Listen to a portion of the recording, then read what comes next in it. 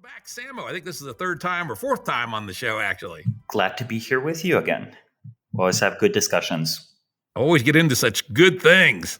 Today we're going to talk about what else, when I'm talking about the master strategist, but the Russia invasion of the Ukraine and what it may mean going forward. I mean, it is perhaps useful to talk a little bit about what's happened. In the past few days, Russian forces have entered Ukraine, seizing several important cities, roads, routes, but nothing yet in the major urban centers, right? So Kiev itself remains under the control of the Ukrainian government. The Ukrainian government has surprised many observers by lasting as long as it has. However, the very fact that it has surprised many observers showed that expectations were unfortunately low for the relative survivability of a clash, with the balance of power, at least on paper, immensely favors the Russians with more equipment and so on, more personnel. But so what this means for the future, I think, is significantly up in the air. There are a number of different scenarios that could come to be. Let's, for the first one, explore a Russian victory. I still think this is the likeliest overall scenario. What does a Russian victory look like in a military and a political sense?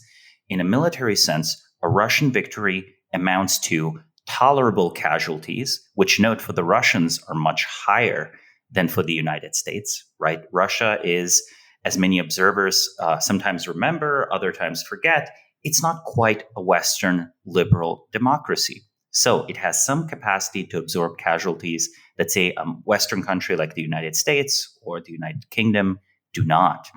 Now, fundamentally, the demographics of Russia and the demographics also of Ukraine are disfavorable.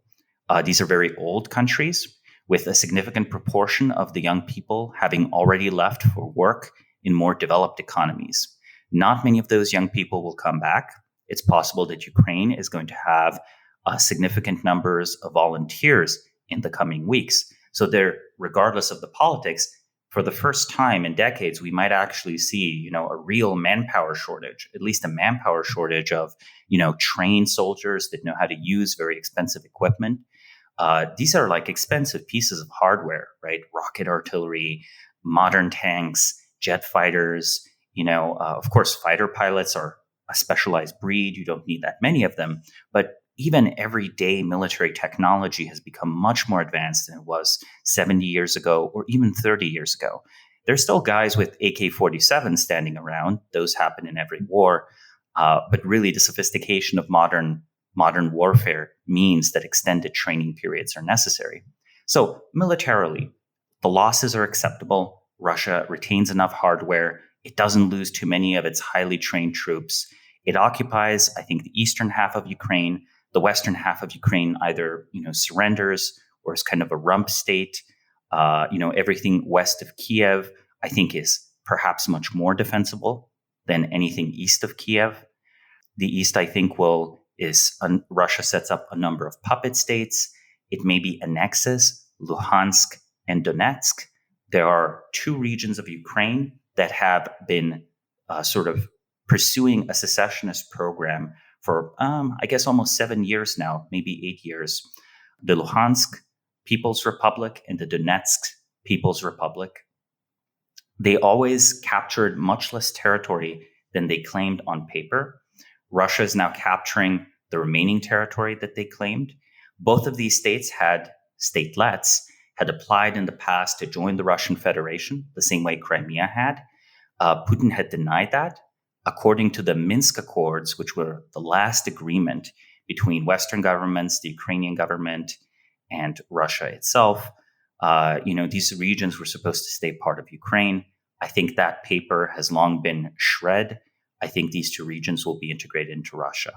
The victorious Russia, is significantly financially and otherwise isolated, but leaning very strongly on China. Note that as of the recording of this podcast, Russian gas continues to flow into Europe. So whenever you hear about all these very intense sanctions, like seizing Russian ships, freezing their assets, you have to ask, why is Europe still buying Russia's gas? And why has Russia not cut off, the gas that it sells. If Russia is in a financial crisis, the income from that gas is not going to make that big a difference. And it could send a serious signal to Europe, inflict some political pain. For now, the decision has not been made to do this. In the future, the Russians are banking significantly on Arctic ports cleared by their new fleet of icebreakers that they've been building for a while.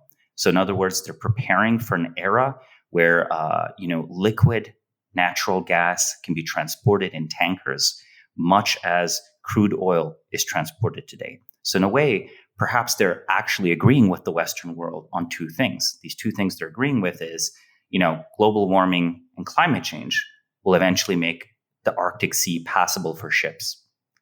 And secondly, eventually the technology is just going to be affordable enough to ship gas in this liquefied form and use tankers instead of pipelines to deliver it. But agreeing with the West on these 2 points, I think the big story is they intend in the future to export to China. And they've been laying the groundwork for this for years and years. What we're seeing right now with the sanctions is perhaps the final decoupling economically of Russia from Europe. Yet Russia will remain a petrostate, but will sell to China rather than Europe, betting heavily on gas liquefaction at first, but I expect eventually also building more pipelines through Kazakhstan and through other possible routes to Chinese markets.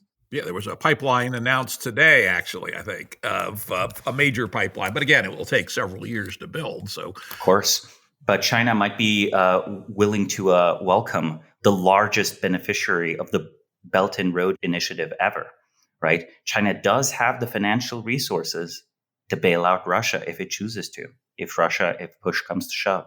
Yeah, that's an important point I like to let people know, is that economically, Russia is pretty small. I looked it up, and it's just slightly bigger in GDP than Spain, right? Does Spain wag the economic dog of the world? No. So when you hear things like Russia joining, potentially in response to being cut off SWIFT, joining China's new payments infrastructure, at the level of economics, it's about the same as Spain joining China's payments infrastructure, which would not have anybody say, oh, that's going to tip the balance to China. So it's always worth keeping in mind, while Russia's a great military power, it's really very third tier when it comes to economics. This is true. However, two counterpoints. The first one is natural gas has in fact been, and in general, their energy, right? The energy they provided Europe. It might not be that valuable economically, right? But it's very hard to replace. If Spain were blockaded tomorrow, almost everything Spain makes, we can get somewhere else. But if you're Germany and you've cut off Russia, it actually is a pain, and it's much more expensive to get sufficient quantities of natural gas to continue both heating homes, but also providing electricity. Something the Germans have been in denial about for a very long time. Has been the fact that renewable energy sources such as solar and wind are not primarily complements to batteries. No, the first thing people buy is natural gas and the production of electricity using natural gas. It's vastly more economical than buying rows and rows of batteries and, storing the energy fluctuation and trying to ease it out. Yeah, economically doesn't work yet. Someday it might, but doesn't. The other thing, of course, the Germans shot themselves in the foot by closing down their nuclear plants. I mean, that was very stupid. They've announced actually that they're going to reopen them, but there's a big problem. All of the experts that used to work at these nuclear power plants, they've already found new jobs.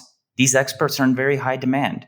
Germany might literally not be able to hire back a team that can run these nuclear power plants that they now say at the very last minute that they want to reopen. So it's really not going to work out for them energy-wise. So we have a scenario where the Russians win at a tolerable loss. Exactly. Probably dismember Ukraine. Perhaps there's an independent rump state in the east. What's another scenario?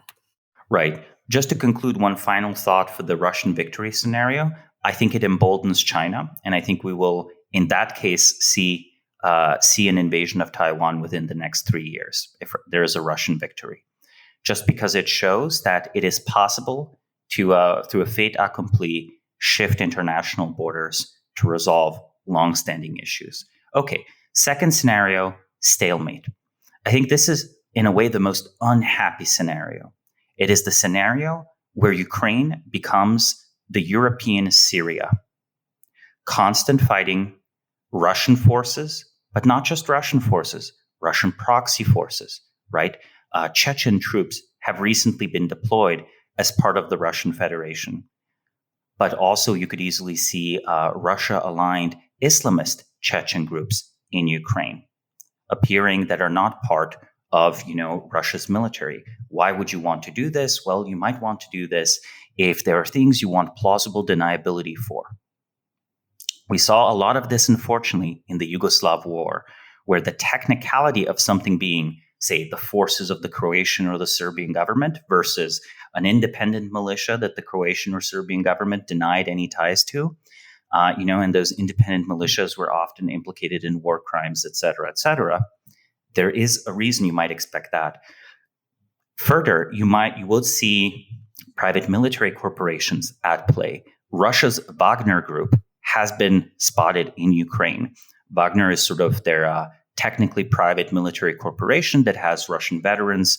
They fought in Syria. They've been seen in places like Libya, Sudan, all sorts of parts of the world where you would not expect them to be seen. So one of the things people should keep in mind is Russia has been fighting wars for the last 10 years. They have a small but very competent, very highly trained force. They opened the invasion with their lower quality troops. So this is a world where the sanctions persist. They cause a lot of damage to Russia economically, but not enough for Russia to pull out. In fact, politically, it cannot pull out. And when it comes to domestic politics, I think people are engaging in wishful thinking when they feel Putin might be toppled by financial oligarchs. Look, the financial oligarchs have been feeling financial pain for the last 20 years. There have been many rounds of purges. I think Putin loses power if he is perceived to have lost the war. So if Putin is in a situation where he's basically losing the war, this might drag on for years. He might stay there because to retreat would mean that his position would be much weakened. So this is a sort of bogged down situation. There's no clear winner. And on the Ukrainian side, I hate to say this, I think the government has, many members of the Ukrainian government have shown courage and patriotism and so on, but the Ukrainian state is a fundamentally weak state. I think their forces would start to fragment. Russian propaganda makes much of the so-called Azov brigades, right? These neo-Nazi thugs that, because they're Ukrainian nationalists in 2014 and earlier, were sort of fighting on the pro-Ukrainian side. This sort of nationalist extremism would prop up not just from, the Russian side with possibly militias tied to Donetsk and so on. It would also prop up on the Ukrainian side. I think massive amounts of weapons would continue to flow into the country year after year, mostly from Western countries. Turkey might end up being involved in various indirect ways.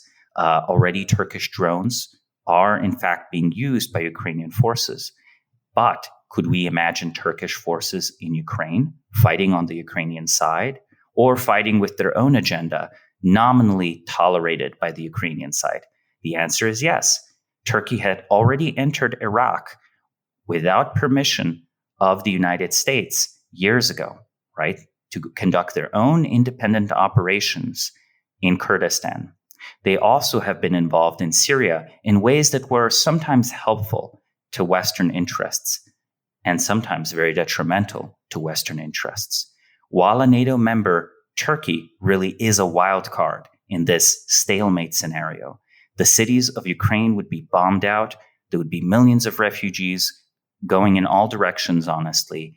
It would escalate to ethnic cleansing. It would, in other words, be another Yugoslavia, but with a much larger population and with much more destructive weaponry. So that's the stalemate scenario. Now, does that include the scenario where the Russians nominally win? They decapitate the Zelensky, occupy half the country, but there's a very high intensity, insurgency still going on. I would say that yes, these two scenarios are at a continuum, but the difference will be very obvious between the two. I do think foreign fighters, by the way, will make a massive difference for both sides in such a scenario. The reason foreign fighters make a difference is, people talk about insurgencies and, the patriotism of people really matters. But at the end of the day, dying in war has historically, throughout human civilization, that's been the job of young men. Ukraine does not have many young men. This is not Iraq. This is not Vietnam. This is not Afghanistan. Those are very young societies where the average age is sometimes was 24, 25. I'm referring, of course, to the Vietnam of 50 years ago, not the Vietnam of today. These are countries that can absorb many, many people, losses of many, many people. Half of Ukraine's labor force is already outside the country. About 2 million or so, according to some estimates, are working in Moscow. About 4 million are working in Poland, Germany, France, and other EU countries. So even if all of those people come back and fight, this is not a society that would pursue such activities in a grassroots-like manner. I think my contrarian argument for why Northern Ireland is much more peaceful than it was 40 years ago is because Northern Ireland is much older than it was 40 years ago.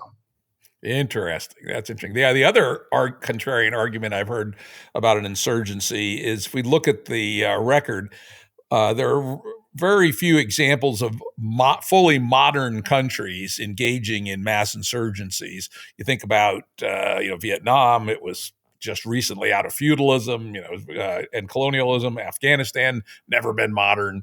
Iraq, economically modern, but still tribal in many, many deep ways, right? Syria, yes. The same.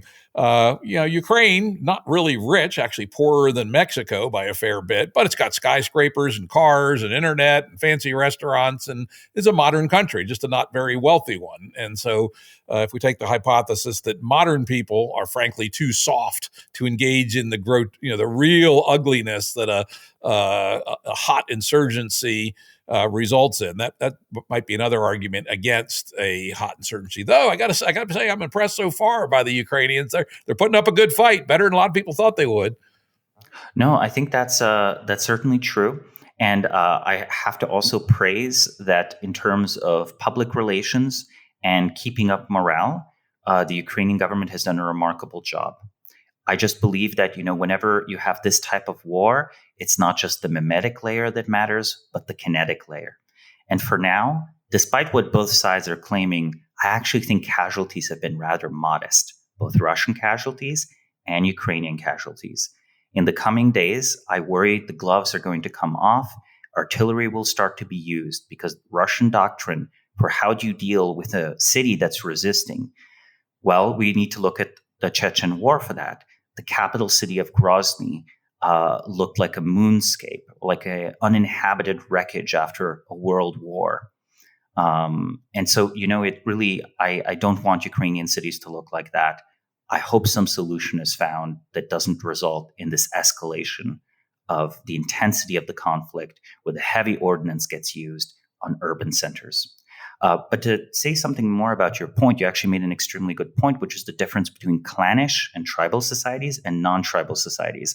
The reason the Chechen War was such a mess, where Chechnya was this would-be breakaway republic in the 1990s within Russia of this, like a Muslim ethnic minority, was that Chechen society was still clannish, tribal, right? You always knew 12 guys that would fight or die for you, for just everyday reasons, like maybe there's a blood feud or something and you need those 12 guys. And then Russians come in, you're the official government and you don't like that very much. So you call your 12 guys and you go fight with them. I don't know if anyone in New York, Paris, or Ukraine knows 12, or in Kiev, Ukraine, knows 12 guys who are willing to die for you. I guarantee, every Chechen or Afghan sort of does know 12 guys who would be willing to risk their life for you. Yeah, it's a different level of social coherence and cohesion that modern life just does not engender. I think, like any big city, I'm sure lots of people live in Kyiv who came from elsewhere for the opportunities. And And so they're kind of atomized individuals, which don't have that same ability to pull together like a tribal or more generally a traditional pre-modern people do.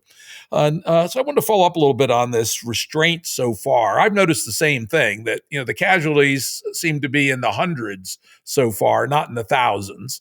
And some very interesting things, as you point out, no mass artillery at all. There have been a fair number of missiles let fly, but compared to the metal that can be thrown by Russian mass artillery, it's almost nothing. So they're essentially precision ones. There's been very little air power so far, very surprisingly, by the Russians. The hospitals and power plants were not taken out. Note that the hospitals and power plants were taken out when, say, the United States invaded Iraq in 2003. So that's what one would expect, right, with the deployment of air power. So that has also not happened. And we even took out the electrical generating capacity in Belgrade during the Kosovo thing. And we did it in a very clever way, which I'm not going to tell people because it's a really good trick that can be used by terrorists. But the other thing I noticed, I logged on to Google Maps, went to Kyiv, searched for restaurants, and then I went to the websites for the restaurants. 5 out of 6 were still up an hour ago. I mean, an important thing to know is that cities under siege during wartime, people still live there, right? Well, Stalingrad... But the internet was still up. Of course. Again, if I were Putin, I would take the internet down, right? I would have had, saboteurs in there, because it's just not that hard to figure out where the key crossing points are and take them out. I think this is evidence that Russia just is here to grab territory and annex it. I think there are two reasons here. One is rational. And when I say rational, I want to emphasize I'm not talking about the morality of the situation, just what's a rational political objective. And that one is you don't want to wreck a country. You don't want to wreck infrastructure in cities that you'll just want to use 2 or 3 weeks from now. The less rational reason is I think a significant chunk of Russia just sort of believes their version of the story. In their version of the story, they're liberators, they're reunifying lost Russian lands, they're saving the Ukrainian people from an awful, corrupt, Western compromised government, et cetera, et cetera. And if you believe these things, it's weird and hard to, plan on taking out hospitals and power lines and shutting down media and the internet and all of this stuff. And while it might seem implausible the Russians are making a mistake on the basis of this misperception, let's remember the many, many mistakes the United States made during the occupation of Iraq on similarly delusional notions about building democracy in Iraq. Absolutely true. On the flip side, at least with Western media, they always got to wonder what you're seeing. There's been no signs of the Russians being greeted as liberators anywhere, even in the East. I basically think, if I'm realistic here, I believe, the bulk of the Ukrainians do not approve of the Russians. However, I would be absolutely, I believe we're not getting the full picture. I think there are clearly regions in the East that honestly seceded a few years ago. Seceded. Note that Russia has had, in Crimea at least, no insurgency. Everyone critiqued the referendum run in Crimea as fake. And sure, maybe it was a fake referendum, but you know what? If it was a fake referendum and most Crimeans really wanted to just go back to being part of Ukraine, there would have been an insurgency. There would have been trouble. But we've heard nothing of it for 8 years now. So I really think the reality of the situation was that in 2014, at least Crimea, probably the majority of the people wanted to be part of Russia, right? And I bet this is true of some small parts of eastern Ukraine as well.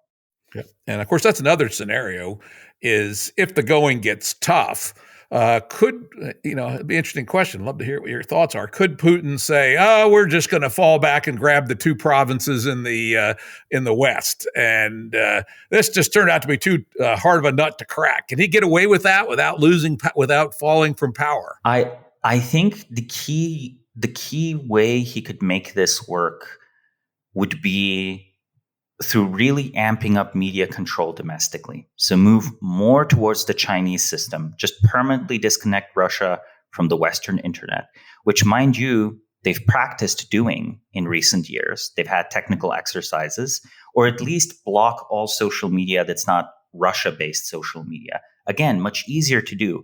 Here I have to say something, unlike Germany, Russia has its own social media giants. These have always been, of course, a little bit sponsored by the state, but it really does have them.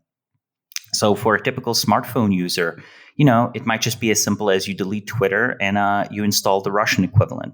And that's all that really changed in your life, because you're mostly talking to people in the Russian language. So with sufficient media control, yes, Luhansk and Donetsk annexed to Russia itself would be enough for Putin to claim the fig's leaf of victory domestically to stay in power, right? I think that's sufficient.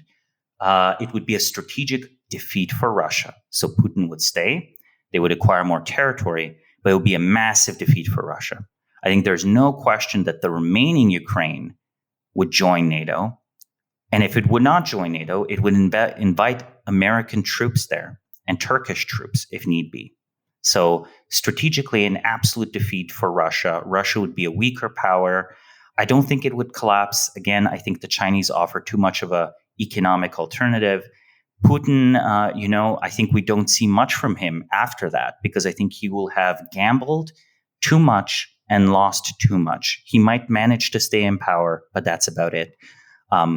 We could talk about what a true Russian defeat would look like, as well as the sort of last scenario we've not discussed. Yeah, it's possible, I suppose, though, as a guy who studied military history and has been looking at the maps carefully, if the Russians don't somehow have an internal collapse at will, it's hard to see how they don't win within a couple of weeks. But let's go down that scenario anyway. Well, let's say that Western analysts and Western economists, I basically think they're not right, but I think there's a small possibility they are right. They will say these are absolutely crippling sanctions. The Russian economy will be in free fall. There will be demand for new leadership, and Putin's government falls. If Putin's government falls because of either economic pressure or some sort of special operation, I think the first effect is all the generals scramble back and retreat into Russia itself, and a nasty struggle for power comes to be. If it's a short struggle for power, I think there's an interim government, probably some sort of military council.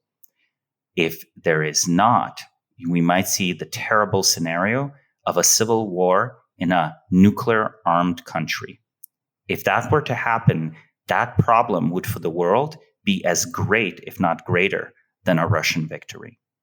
It might, however, see the return of Crimea to Ukraine and Ukraine resuming its pre-2014 borders, though at the cost of being, next to the most unstable region on the planet.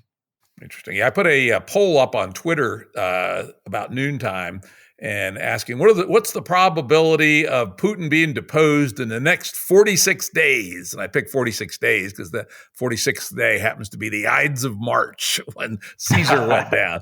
And basically 40% said 2% or less chance, 30% said 2 to 10% chance, 17% said 11 to 35% chance, and 12% said more than 35%.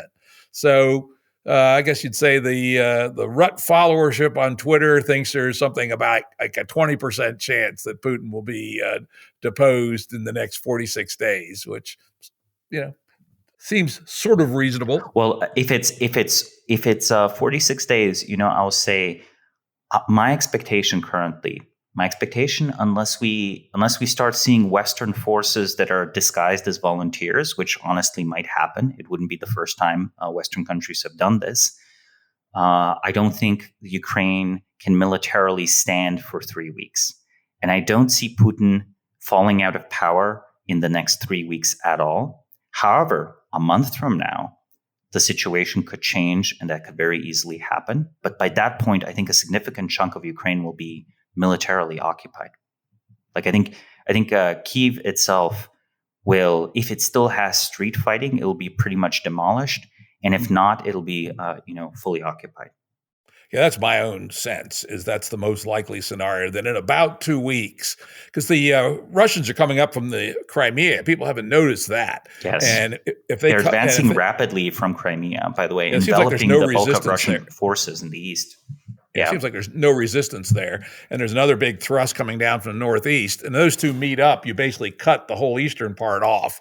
And then, as far as I can tell, the Ukrainians have not done any pre-preparation for a fallback to the west. This would be my main critique of the Ukrainian government. If they are planning to win, they should not just have an impeccable campaign. They should have moved their forces, which prior to the war were positioned next to Luhansk and Donetsk. They should have moved those forces east of Kiev and staged, prepared for a regroup and attack back east when Western supplies, Western armaments arrive, right? Western governments are already flying in fighter jets, landing them in Ukraine. If their plan is to survive long enough to make use of Western weapons, they really should have retreated by now from their entrenched positions in the east. I think, in a way, Ukraine perhaps made a similar mistake to what the Russians made, right? They thought that the war would be much more symbolic and much less kinetic than it turned out to be, right? The Russians expected to be greeted as liberators. The Ukrainians thought that all we have to do is endure the first few days, so they realize we're not Afghanistan, and then the Russians are going to give up. And I think both of these governments have miscalculated profoundly. Yeah, because if they had pulled back to the Dnieper, say, or right in front of the Dnieper, and basically waited to see what the Russians would do, they'd be in a position to do counterattacks. Which might induce crushing losses on the Russians, even if they ultimately exhaust Ukrainian forces. Yeah. Like, for instance, wouldn't it be good if they could have snuck some tank forces around north of Kyiv and then hit the salient coming down from Belarus and cut the supply lines, because probably not heavily defended. And the Russians could turn around and go back up after them, but they would be in a world of hurt if the Ukrainians had enough of a mobile reserve to do so. And if you look at, like, say, the Eastern Front of World War II, both sides, the Germans and the Russians, were very careful to keep mobile reserves for just that kind of situation. They did not go all in and putting all their forces on the lines. And I have to note at this point that a third of the Russian forces, arguably their best trained units and best equipment, has not yet been used in this conflict. I suspect that today's negotiations, I believe today the Ukrainian president is meeting Russian representatives, or maybe there's a delegation being sent. There was some discussion of negotiations happening. Yeah, I think it happened up in Belarus, and nothing happened. Yeah, and nothing came of it, right? Nothing came of it because it would certainly the Ukrainians are not going to believe Putin, so they're not going to slow down their fighting, and Putin's not going to fall back while he still has an improving position, even if it's slower than he would like. So hard to see how negotiations work at this point. I think if one is a Ukrainian nationalist, I think at this point your sort of best hope is to entangle the Polish or some other Eastern European country to, on their own, enter Western Ukraine, because then the situation, of course, in the perspective of the world, it's probably not a good idea to have NATO troops shooting at Russian troops and vice versa. The nuclear escalation, we should remember, is always there, looming in the background. We're talking about possibly the risk of hundreds of millions of people dying. And I know it's in no one's interest to bring this up. I know our sense of justice demands, evildoers be punished and so on. But what exactly does honor and justice, what do these words mean when you're talking about hundreds of millions of people dying? Yeah. That is, of course, one of the boundary decisions of the strategy space here. And, does the nuclear taboo hold? I really hope it does. Fortunately, there's no obvious ladder in this particular situation. It's hard to imagine Putin using tactical nukes against the Ukrainians. He has no need to. I mean, he could flatten Kyiv in a week if he wanted to, just with artillery. So there's fortunately no need for them. Yeah, there's no obvious ladder to get to nukes. Though, if you point out, if the Poles intervene, for instance, maybe, but. Well, let me put it this way. There were two military exercises held that are relevant. I think it was a Zapad, it might have been 2008 exercise held by the Russians. The outcome of the exercise was that a tactical nuclear warhead will be used near Warsaw, and they would overrun Poland in a matter of weeks. And the Polish exercise that was run, I think, in 2018, agreed with the Russians, except concluded that Poland would be overrun in 6 days and they would have to regroup within Germany. So, okay. So that's my escalation path. I don't think it's very likely, but if the Poles are involved and they're fighting in Ukraine, I would not be shocked if the Russians are just like, you know what, we're going into Poland. And at that point, anything could happen. That's exactly the scenario. Yeah. That scenario we hope does not happen, but could. I mean, that's the when this thing first happened, I did post on Twitter. I said, we've let loose the dogs of war, and often what happens isn't what people think is going to happen. And so, the trajectories that are available for the world to traverse now are still very, very open. And if anything, this stronger resistance from Ukraine than some thought adds more contingencies to the world lines that could unfold. Quite interesting. So let's now, though, pick one trajectory. When you think about strategy, yes, it's good to know about the bundle of trajectories. We've talked about numerous. But let's take the assumption that Russia wins. Which I still think is the way to bet. Someone came down and was selling bet cards on what's the world look like in 3 weeks. I say probably Kiev falls. There's a puppet regime in Kyiv, probably still resistance in the West, probably some resistance here and there. What happens next with a Russian fairly solid victory in terms of NATO and the rest of the world? I think in terms of a very solid Russian victory, the Chinese do help out the Russians. The Russian economy struggles. There's high inflation. There are all sorts of problems.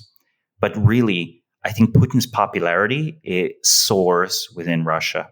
You might even see something unusual being attempted. For example, if there's a puppet government in Kyiv, this puppet government might declare that it's joining the Union state. And then Putin, in domestic speech, can just say that he's undone the great geopolitical injustice of the 1990s, right? Restored the Soviet Union light, except without any of that nasty communism. Like, one of the things people should remember is that Putin now regularly denounces communism and blames the Bolsheviks for wasting and destroying the Russian Empire. How Russia could have been, were it not for the Bolsheviks, the world's premier power. Which, by the way, is an interesting argument and maybe has some truth to it. Russia was already growing rapidly economically before the Bolshevik Revolution. The last 10 years of the Russian Empire, we're seeing an economic boom. Anyway, such historic arguments aside, from the perspective of a committed Russian nationalist, Vladimir Putin is like sent from God. He's a hero. Vladimir the Great, right? Vladimir the Great. They might literally call him that. So they might literally call him that. And Ukraine, the rump Ukraine, and the Belarusian government are ever more subordinated to Russia. Depending on whether the government in Kazakhstan tries something funny, where note the Kazakhstan government was stabilized just a few weeks back by Russian intervention, yet has declined to send its troops into Ukraine, Kazakhstan might find itself invaded as well and replaced with a more pliant government. Note that in the case of a Kazakhstan invasion, after a Ukrainian invasion, this would happen over the next 5 or 6 years. In that scenario, the West has even fewer options. This is a country that's completely landlocked, bordering China and Russia. There's just nothing really one can do, except maybe strike up a deal with, I don't know, the literal Taliban and ask them to go into Kazakhstan. Though I doubt that would work quite so well. I think it's a world where Germany sluggishly starts rearming. However, Germany rearming is not the prelude to European unity, but results in a nasty struggle, political, of course, not military, but political struggle for supremacy between France and Germany, with France mostly using the Eastern European states worried about Russia as a sort of base of allies to get votes for things that are desirable. We even saw this before the recent crisis, mind you. There was a vote in the European Union as to whether to classify nuclear power as green energy. On the pro-nuclear side were France and all of the Eastern European former communist states. On the other side, Germany. Germany got its way through economic weight. If Germany has not just economic, but military weight, this is bad for Russia. But I would actually argue a strong German military is bad for the EU as well. There will be several countries that will start to wonder whether they should not rely only on NATO rather than the European Union for security. Yeah, that's would be my guess is that let's say a strong Russian victory, dominance of Ukraine and the puppet states, like nothing else, will reverse the Trumpian debacle around NATO, at least Right. for a while. NATO will be revived, except with the possible exception of Turkey. I think Turkey will eventually reopen trade with Russia and so on, because Turkey likes playing both sides as they have for the last 20 years. It works really well for them. And another scenario I've heard is that Finland might consider joining NATO. Finland and Sweden both one could imagine joining NATO in this circumstance where it looks like we're setting up for another Cold War or something like it. Yeah, and the balance of power is now vastly more in Finland's favor than it was in 1946 or in 1990. Yep, so could probably get away with it. And then the next thing is, does this Russian hegemony break down into a significant resistance and insurgency? As we talked about earlier, there's some reason to believe the answer might be no, but the answer might be yes as well. I think you see significant resistance if there remain unoccupied territories. If the whole of Ukraine is occupied, I think they will be able to secure the border, stop the flow of weapons. And in the absence of a very young population, I don't think actually there will be significant resistance from the Ukrainians over the period of, let's say, 5 or 10 years. Yeah.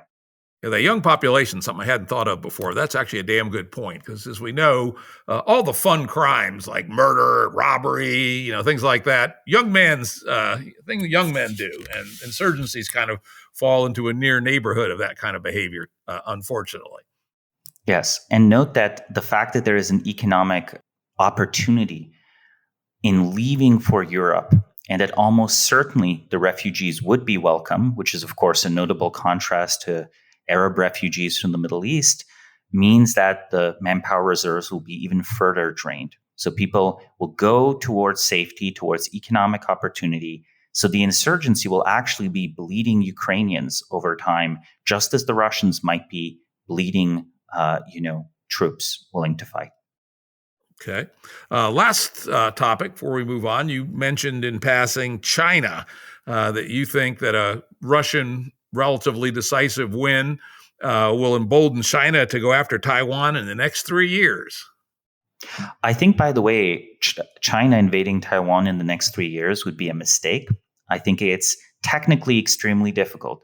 However, I think the Chinese government has been reforming the People's Liberation Army towards being something that is capable of invading Taiwan for the last 25 years. And currently, all political incentives within China, especially if global economic growth is sluggish, especially if Chinese economic growth is underperforming the insane benchmarks they've set up over the last 20 years, all the political incentives point out to excessive nationalism, excessive desire to prove the greatness of China. Let's remember for a second, Putin politely waited for the end of the Chinese games recently. Did you notice that? Yeah, I did notice that, right? Put himself at risk of the spring thaw, right? Because that's exactly the other thing that could save Ukraine is an early spring thaw. Exactly. And, I bet he got Chinese assurances that, okay, if you wait and you play nice with us, we'll back you up at least financially and politically. And I think we're seeing that so far. China is not ceasing trade with Russia. While they have not actually endorsed the Russians, they haven't criticized them either. They abstained at the Security Council, which was kind of interesting. Very Chinese, actually, of course. Now, I'm going to take the counter side on invading Taiwan. And here's why.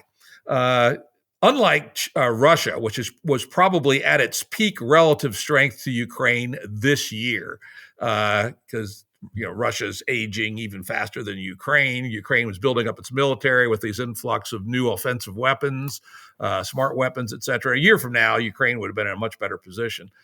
China continues to get stronger rapidly. Time is in China's favor, while time was not in Putin's favor. I would also say that the Chinese deep culture gives the greatest status to the general who never doesn't have to fight a battle, who waits for the fruits to fall into his hands. I believe that's an actual saying in one of the Chinese traditions. And to rush it would not be considered elegant in Chinese culture, nor is it necessary, because the correlation of forces will be working in China's favor for at least the next 15 or 20 years. So I'm going to bet against a near-term invasion of Taiwan, even if the Russians win a decisive victory in Ukraine.